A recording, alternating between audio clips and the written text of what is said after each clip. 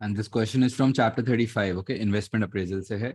I'm going to just read the case and पहले read करूँ, थोड़ा स्पीड में रीड करूंगा, नहीं समझ आया यू कैन ऑलवेज आस्क. सही है. King and green limited. ठीक है भाई. King and green limited is a soft drinks business. Soft drink business है. सॉफ्ट ड्रिंक का नाम सुनते ही कोका कोला, पेप्सी कुछ माइंड में चलना चाहिए. King and Green Limited is a soft drinks business. It manufactures and sells a wide range of soft drinks. Since the huge growth of supermarket own label brands, the business has dependent for most of its sales on cafes and restaurants, mainly in the south of the country. ठीक है, हम क्या cell करते हैं भाई? हम क्या cell करते हैं? हम सेल करते हैं सॉफ्ट ड्रिंक्स. एंड ये इस लाइन का मतलब क्या हुआ? Growth of supermarket own labels. Supermarket own labels का मतलब होता है कि जब सुपरमार्केट्स अपने ही नाम से सॉफ्ट ड्रिंक्स बना बना के बेच रही हैं. समझो इम्तियाज सुपरमार्केट ने अपने आप इम्तियाज कोला के नाम से शुरू किए सॉफ्ट ड्रिंक. और अब ये हमारे लिए प्रॉब्ली इस मार्केट में चैलेंज हो गया होगा, because now they would be more willing to sell their own branded soft drinks rather than कि वो मेरे इस किंग एंड ग्रीन लिमिटेड की ब्रांड की सॉफ्ट ड्रिंक्स बेचना चाहे probably. Since the huge growth of supermarket own label brands, the business has dependent for most of its sales on cafes and restaurants, mainly in the south of the country. The company is profitable, but only just, and the return on capital employed is below those of much larger drinks businesses. Return on capital employed इतना अच्छा नहीं है, like और मुनासिब सा कुछ profits हो रहे हैं, ज़्यादा profits भी नहीं हो रहे हैं. सही है. The directors of King and Green are considering investing in new equipment to update the production line. There are two main options. Okay, the directors of King and Green are considering investing in new equipment. नया equipment खरीदने लगे हैं. और नया equipment, कोई भी नई investment करने लगते हैं तो जो चैप्टर एक्टिव हो जाता है उस चैप्टर को कहते हैं इन्वेस्टमेंट अप्रेजल. और ये जो कंपनी है वो कोई नया इक्विपमेंट खरीदने की बातें कर रही है. और इन्वेस्टमेंट अप्रेजल के लिए हमारे पास दो मेन टेक्निक्स होती हैं, हमने पढ़ा है पहले. We can appraise an investment quantitatively and we can appraise an investment qualitatively. Quantitative होता है फाइनेंशियली, जब मैं एक इन्वेस्टमेंट को अप्रेज करता हूँ, चेक करता हूँ, इवेल्युएट करता हूँ. और qualitative investment appraisal is when I evaluate a certain investment on non-financial factors, right? So अब हम अपना कोई इक्विपमेंट अपडेट करने की बातें कर रहे हैं. There are two main options. Option number one, purchase fully automated equipment that would require just one operator per shift. ठीक है. Purchase fully automated equipment that would require just one operator per shift. This would allow a very fast switch from one type of soft drink to another. This would allow a very fast switch from one type of soft drink to another. Water pollution levels are expected to be very low. 2 shifts a day will be used. ठीक है भाई, बहुत ethically और environmentally friendly machine भी है, बहुत flexible भी है. इसका मतलब होता है one type of soft drink to another का मतलब होता है कि बहुत ज्यादा flexible. I can say that it's a very flexible machine which is actually good but might be very expensive I believe. और सिर्फ एक ऑपरेटर चाहिए होगा एक शिफ्ट पे. सही है, सीन काफी अच्छा लग रहा है. और ऑप्शन 2 क्या है हमारे पास?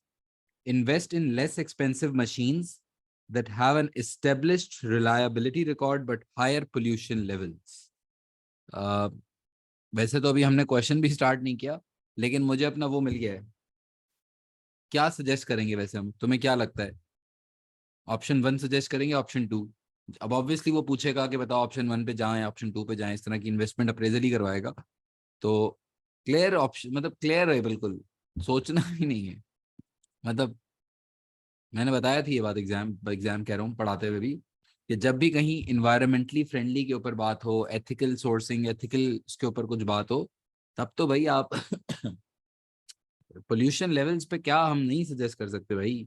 देखेंगे फाइनेंशियली ऑब्वियसली चेक करेंगे, लेकिन ज्यादा मेरी प्रेफरेंस होनी चाहिए है जो इन्वायरमेंटली फ्रेंडली मशीन या इक्विपमेंट हो प्लीज. सही है. जहाँ पे पोल्यूशन लेवल ज्यादा नजर आएगा, आप फॉरन एग्जाम में खड़े हो जाना, बोलना नहीं भाई नहीं, पोल्यूशन नहीं चाहिए, कोई पोल्यूशन वाला सीन नहीं है. Yes yes, may be profitability देखेंगे अभी तो, अगर ऑब्वियसली बहुत ज्यादा प्रॉफिटेबली फर्क होगा, अगर बहुत ऐसा है कि ऑप्शन 1 की वाकई सीन ऑफ है profitable financially, then I might go for option 2। But और वैसे भी ओपिनियन अपना भी दे सकते हो, 2 भी दे सकते हो, लेकिन मैं सजेस्ट करूंगा कि एग्जाम में जो इको फ्रेंडली वाला ऑप्शन होता है उसको हम कोशिश करें, पूरी कोशिश करें कि उसको हम ज्यादा प्रेफरेंस दें। सही है। हाँ, अनटिल एंड अनलेस वो बिल्कुल ही मुझे लॉस दे रही है और अनटिल एंड अनलेस वो बिल्कुल ही फाइनेंशियली फीजिबल नहीं है, तो फिर ऑब्वियसली हाँ, अगर बिल्कुल प्रॉफिटेबल नहीं है, लॉस है, तो फिर तो एथिक्स पे नहीं दे जाएंगे, जाहिर है शेयर होल्डर मारेगा वरना। सही है। Invest in less expensive machines that have an established reliability record but higher pollution levels. Each machine needs its own operator for each shift. 4 machines would be needed, each producing one type of soft drink. The firm operates 2 shifts a day at present. So 4 production workers are needed for each shift. ठीक है। Option 1 जो है ना वो fully एक तरह से समझो फुली ऑटोमेटेड सीन है, थोड़ा आई एम श्योर एक्सपेंसिव भी होगी, देखते हैं ना भी क्या सीन है। The expected life of each option is 5 years, including labor costs. The net cash flows, cash returns less returning cost anticipated from each option are shown in table 35.14. And the total initial investment required would be option 1 जो equipment है वो है $355,000, and for option 2 the uh, equipment will cost $240,000. Which one is more expensive? Option 1 is more expensive, and initially it might cost more definitely, लेकिन ethically sound है, वो भी एक इसका प्लस होगा। समझ आ गए मेरे ख्याल से, है ना। और अगर मैं ऑप्शन 1 पे जाता हूँ, सही है, तो अब मेरे पास 2 ऑप्शंस हैं, I can go for option 1 और option 2। And the company can borrow capital at 10%। ये 10% क्यों बताया है? ये 10% क्यों बताया है इसने? ये 10% क्या बताने की वजह होगी, तुम लोग बताओ। इन्वेस्टमेंट अप्रेजल के टॉपिक में ये 10% बता रहा है, तो ये बेसिकली डिस्काउंट फैक्टर्स की तरफ हिंट है, और ये बताना चाह रहा है अपॉर्चुनिटी कॉस्ट का कॉन्सेप्ट। अगर बहुत टेक्निकली हमें ये बात पता है, वेरी नाइस, कि क्योंकि अगर मैं इस इक्विपमेंट में इन्वेस्ट करता हूँ, जो भी अमाउंट इन्वेस्ट करूंगा, आइदर आई इन्वेस्ट 355 और I invest 240,000, what ever amount I invest, will this investment have an opportunity cost? हाँ, क्या इस पैसे को लगाने की कोई अपॉर्चुनिटी कॉस्ट है? Because if I would have not invested this amount और दिस 240,000, दोनों में से कोई भी अगर इन्वेस्ट नहीं करता, तो मैं जाके चुपचाप बैंक में पैसे भी रख सकता था और उस पर मुझे 10% शायद इंटरेस्ट भी मिलता।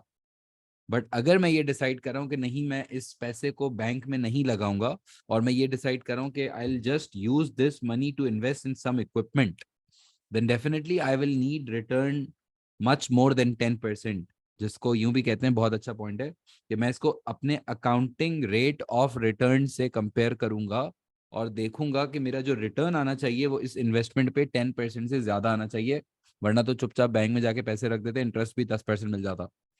सही है ना। तो उसकी हम ये फैक्टर सोचते होंगे ना इन्वेस्ट करने से पहले।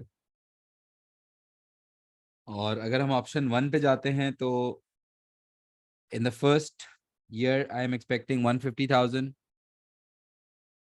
and 110,000, 90,000, 70 and 70,000, including residual capital value of 20,000। और ऑप्शन 2 के भी मेरे पास दिए हुए हैं नेट कैश फ्लोज। सही है, सीन समझ आ गया। सॉफ्ट ड्रिंक्स का बिजनेस है, और सॉफ्ट ड्रिंक्स के बिजनेस में अभी हम थोड़ा प्रॉफिटेबल, इतना ज्यादा प्रॉफिटेबल नहीं है। रिटर्न ऑन कैपिटल एम्प्लॉयड खराब हो रहा है। तो अब डिसीजन ये लेना है कि हम कौन से वाले इक्विपमेंट में इन्वेस्ट करें, either to invest in option A, option 1 और ऑप्शन 2। अच्छा देखो, using the cash flow data, undertake an investment appraisal of the 2 options using, सबसे पहले हमें पे बैक निकालना है। पे बैक निकाल सकते हैं फॉर ऑप्शन नंबर 1। पे बैक का मतलब क्या होता है? पे बैक का मतलब होता है कि जो मैं पैसे इन्वेस्ट कर रहा हूं, वो पैसे मेरे पास कब रिकवर होंगे, यानी कि the time period that an investment would take to pay back the amount that has been invested. तो अगर मुझे निकालना है पे बैक, सो फॉर ऑप्शन 1 कितने साल का प्रोजेक्ट है ये? कितने साल का प्रोजेक्ट है ये?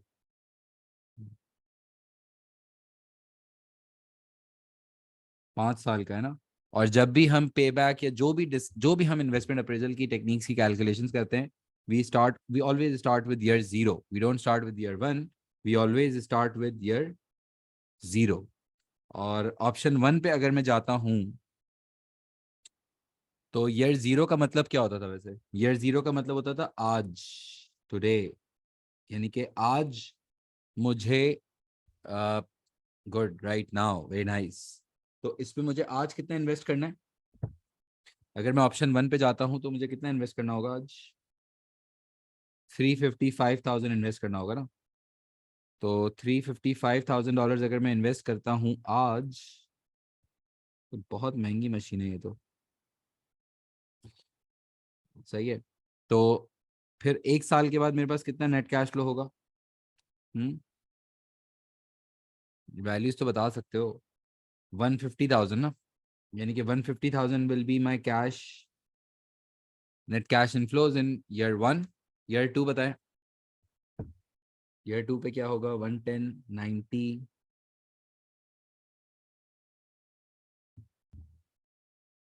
70,000 एंड 70,000। सही है। पे बैक निकालने का तरीका याद है? अ, आज मैं इन्वेस्ट कर रहा हूँ 355,000, ठीक है। और in the first year I am going to receive 150,000। पहले साल के आखिर में, यह सारा एक्चुअल है फोरकास्ट है? इज इट एक्चुअल और फोरकास्ट? इज इट एक्चुअल और फोरकास्ट? इट्स फोरकास्ट, सारा का सारा फोरकास्टिंग पे बेस्ड है। अभी तो हमने इन्वेस्टमेंट की नहीं है, अभी तो हम सोच रहे हैं। Very nice, very nice. और पहले साल के एंड में मैं एक्सपेक्ट कर रहा हूं कि ये मुझे रिसीव हो जाएंगे 150,000। टेल मी, क्या मेरा पहले साल में पे बैक आ जाएगा? येस और नो? क्या मेरा पहले साल में पे बैक आ जाएगा? नहीं, पहले साल तो नहीं है, अभी बहुत दूर है। और अगले साल I am expecting to receive 110,000 more in year 2। Very nice. In year 2 I am expecting to receive 110,000 more. So in total this will be 150,000 हो चुका था, 110 और हो जाएगा। तो इसका मतलब I am going to get the total cash flows received will be $260,000।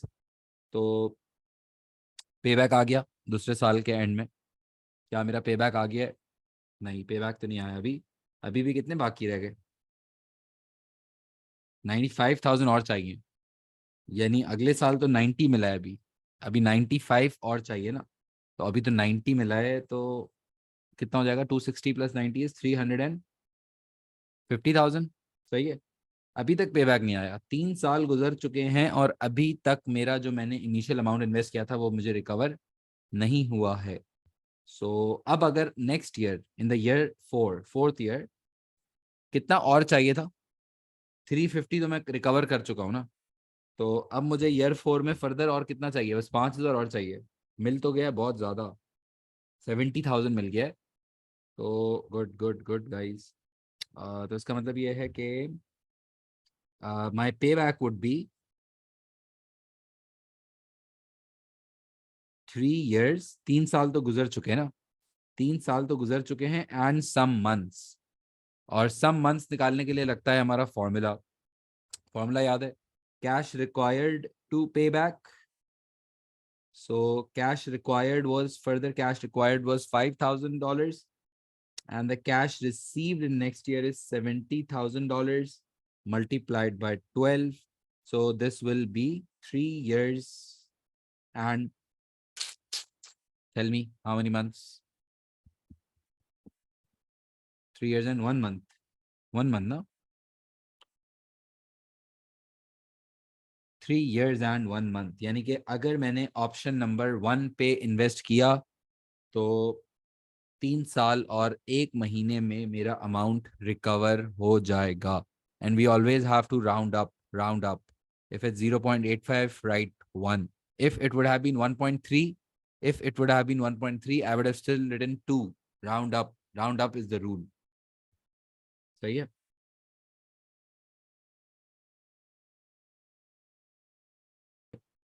अच्छा, पे बैक निकाल दिया. पे बैक के बाद अब कैलकुलेट करना है मुझे accounting rate of return.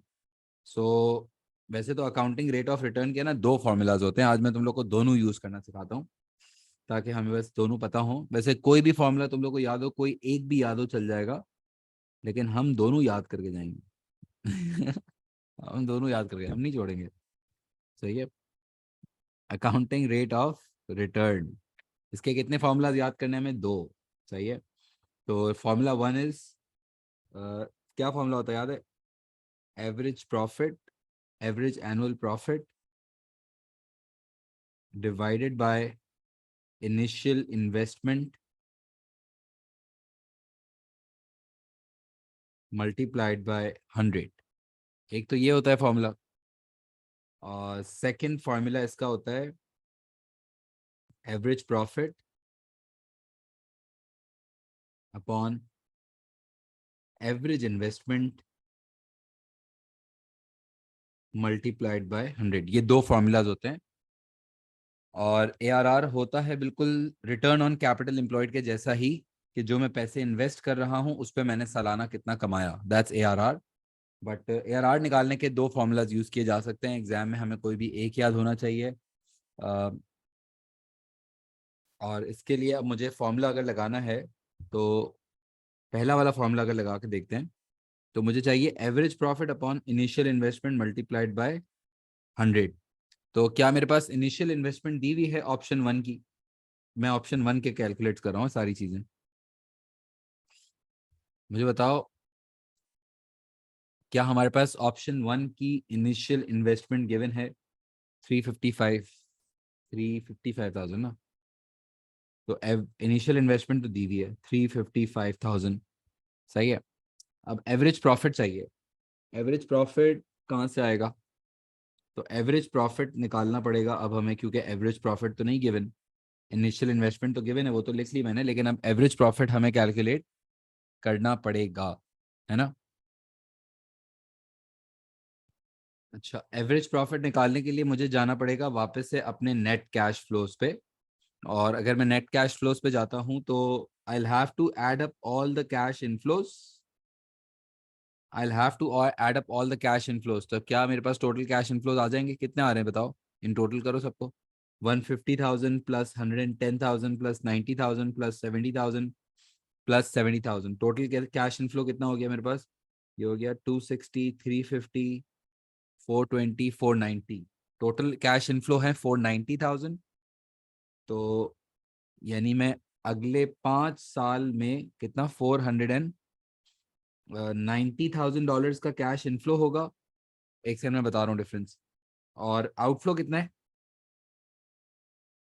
Outflow कितना करूंगा मैं इस मशीन को खरीदने के लिए? 355,000, यानी कि 4,90,000 कमाऊंगा और 3,55,000 में इन्वेस्ट करूंगा.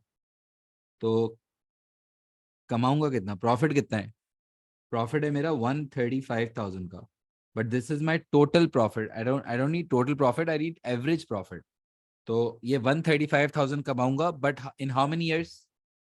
आई will be making this 135,000 in how many years? In how many years? In how many years? In 5 years. I'll be making this 135,000 in 5 years, and I need to calculate average profit. तो इसका मतलब ये है कि मुझे divide करना पड़ेगा. यानी कि एक साल में ऑन एवरेज मैं गुड 27,000 कमा लूंगा. यानी कि 3,55,000 की इन्वेस्टमेंट पे एनुअली 27,000 मैं डॉलर्स कमाऊंगा. In percentage terms the percentage ARR would be कितना? 27,000 upon 355,000 multiplied by 100. What will be the percentage? 38%. So this means that if I invest into option 1, the accounting rate of return that I'm expecting is 38%, which is, I think, pretty impressive. 38% तो बहुत ज़्यादा बोल रहे हो यार. नहीं, बहुत pretty impressive. वही मैं बोल रहा हूँ, क्या हो रहा है? 7.6%. सही है, कैलकुलेशन एरर हो गया शायद. 7.6%. खैर, सही है, तो अब सही है, मुनासिब लग रहा है। वही बोल रहा हूँ, 38% तो अच्छी इन्वेस्टमेंट लग रही है। मेरे भी पैसे लगा दो, 38% तो बहुत टाइट हो जाता। समझ गए हो ना, मतलब कॉन्सेप्चुअली आई थिंक आप समझ गए मैं क्या कहना चाह रहा हूँ। सो और ऑप्शन नंबर 2 में क्या करना होगा, डिफरेंस क्या होगा? एवरेज प्रॉफिट तो सेम है, फॉर्मूला सिर्फ समझा रहा हूँ इन केस अगर एग्जाम में आपको डायरेक्टली दिया हुआ हो, कंफ्यूज नहीं होना। एवरेज प्रॉफिट तो सेम रहेगा, जो भी मैंने निकाला ना एवरेज प्रॉफिट 27,000, वो तो सेम है। लेकिन इसमें ये करना होगा कि अब मुझे एवरेज इन्वेस्टमेंट चाहिए। तो एवरेज इन्वेस्टमेंट का भी एक फॉर्मूला होता है। एवरेज इन्वेस्टमेंट का ये फॉर्मूला होता है initial investment plus residual value divided by 2। Initial investment divide plus residual value divided by 2, ये होता है एवरेज इन्वेस्टमेंट का फॉर्मूला। तो क्या मेरे पास इनिशियल इन्वेस्टमेंट दी हुई है, बताओ? ऑप्शन 1 में मेरे पास इनिशियल इन्वेस्टमेंट कितनी दी हुई है, 355,000 प्लस प्लस डिप्रिसिएशन नहीं, अगर डिप्रिसिएशन अलग से नहीं दिया हुआ बिजनेस में तो आप इसको छोड़ देना। अगर स्पेसिफिकली दिया हो तो करेंगे, वरना डिप्रिसिएशन नहीं देगा बीच में, आपको तंग नहीं करेगा एग्जाम में। सही है। रेजिडुअल वैल्यू कितनी है बताओ? $20। तो जो भी मेरी इनिशियल इन्वेस्टमेंट है उसको मैं प्लस करूंगा 20,000 divided by 2। Residual value add करने के बाद 375,000 divided by 2, what will be the amount of value of average investment? Average investment की वैल्यू आ जाएगी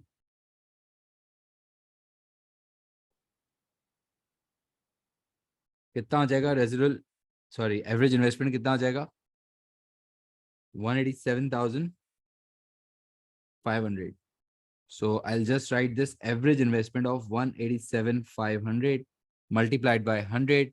So this will be what? What is the ARR according to this second formula? कम आएगा काफी,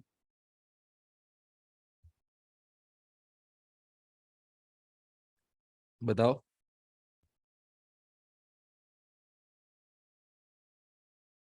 14 ज्यादा आएगा, sorry 14.4%। ठीक है। अब अगर एग्जाम में मैं किसी भी फॉर्मूला से लिखवाता हूँ, 7.6 भी लिख सकता हूँ तो भी मुझे मार्क्स फुल मिल जाएंगे, 14.4 लिखता हूँ तो भी मुझे मिल जाएंगे। What ever formula I use, exam में कोई भी एक फॉर्मूला यूज करके कुछ भी आप कर सकते हो, दोनों तरीके सही हैं। एक होता है कि जो मैंने इनिशियली इन्वेस्ट किया उस पर मैंने कितना सालाना कमाया, और दूसरा बोलता है कि नहीं आप उसको एवरेज आउट करके देखो, रेजिडुअल वैल्यू को भी अपने उस पर कंसिडर करो। अब दोनों फार्मूला सही हैं, दोनों फुल मार्क्स के हैं, जो भी आपको समझ आए वो यूज कर सकते हो। सही है। और ARR निकालने के बाद अब मुझे क्या निकालना है, net present value. Can I calculate net present value now? Net present value,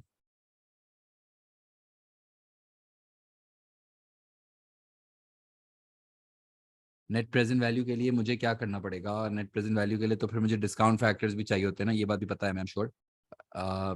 if I want to calculate the net present value then मुझे फिर से वही टेबल बनाना पड़ेगा जरा।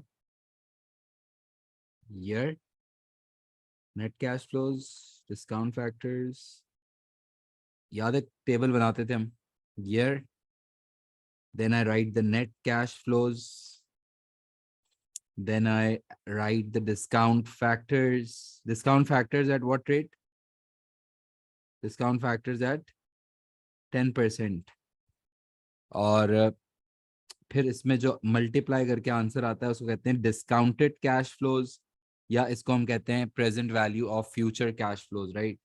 And for how many years I have to do this? Year 0, year 1, year 2, year 3, year 4 and year 5।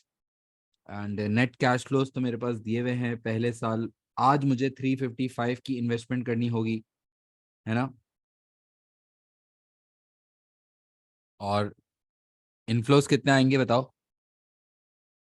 Year 1 पे कितना मिलेगा मुझे? 150, देन 110। सेम लिख रहा हूँ, बस कॉपी कर रहा हूँ। 150,000, 110,000, 90,000। सही है। फिर इसके बाद 70,000 एंड 70,000। ऊपर देख लेता हूँ 70,000 एंड 70,000।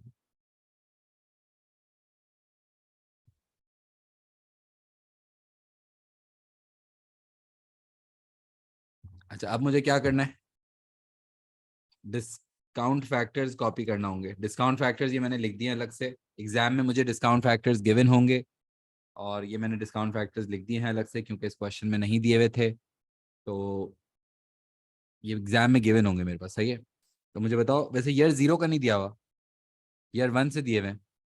ईयर 0 पे डिस्काउंट फैक्टर क्या होगा, ईयर 0 पे डिस्काउंट फैक्टर क्या होगा, 1। 1 होगा, 1 भूलना नहीं, 1 होगा, 1 1 1। सही है, और फिर बाकी जो डिस्काउंट फैक्टर्स हैं I just have to copy them as it is. ठीक है, ये एग्जाम में गिवन होंगे, I am just going to copy this from the table above. ठीक है, और डिस्काउंट फैक्टर्स कॉपी करने के बाद फिर मुझे क्या करना होगा, डिस्काउंट फैक्टर्स कॉपी करने के बाद मुझे अब इनको करना होगा multiply. I have to multiply the net cash flows with the discount factors in order to calculate the discounted cash flows, in order to calculate the present values of future cash flows. Can I just multiply it? Simple है, बता दो भैया multiplication का answer तुम लोग जरा मुझे। 355 into 1 is 355,000, negative होगा ये तो। देन 150 into 0.91 क्या आएगा, 150 into 1, ये तो दो आंसर आ रहे हैं। 150 into 0.91 is 136,500, 110, 110 into 0.83, 91,300, 90,000 into 0.75, it will be 67,500, good.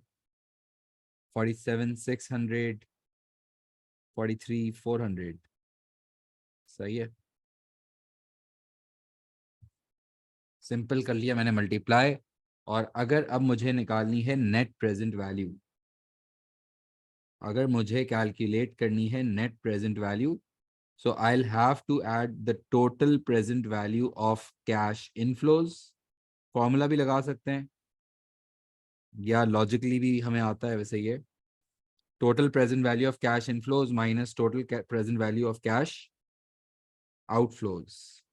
So basically बस सिंपल है, जितने भी मेरे इनफ्लोज है ना, इन सारे मैं इनफ्लोज को करूंगा ऐड, और जो आउटफ्लो है उसमें से इसको कर दूंगा माइनस। आंसर पॉजिटिव आना चाहिए नेगेटिव, सारे जो इनफ्लोज हैं उसको ऐड करूंगा, आउटफ्लो में से माइनस करूंगा, आंसर वैसे पॉजिटिव होना चाहिए negative. What will a business want? An investment should give a positive net present value or a negative net present value? Positive होना चाहिए, क्योंकि अगर पॉजिटिव है तो इसका मतलब है कि इनफ्लो ज्यादा है और आउटफ्लो कम है। I obviously want that a project should have a positive net present value. Tell me total inflows कितने आ रहे हैं, 136,500 plus 91,300 plus 67,500 plus 47,600 plus 43,400। So the total present value of inflows कितना है, 386,300, $386,300, and the outflow was 355,000. So this will be kitna, $31,300. This is the net present value of investing into option 1, which is the वो eco friendly वाला जो equipment था, अगर मैं वो खरीदता हूँ तो पे बैक आएगा 3 साल और 1 महीने में, ARR आएगा 7.6% और 14.4% depending on whatever formula we use. कोई भी एग्जाम में एक यूज कर सकते हैं, and the net present value will be $31,300। समझ आ गया, कैलकुलेशंस आपको समझ आ गई हैं।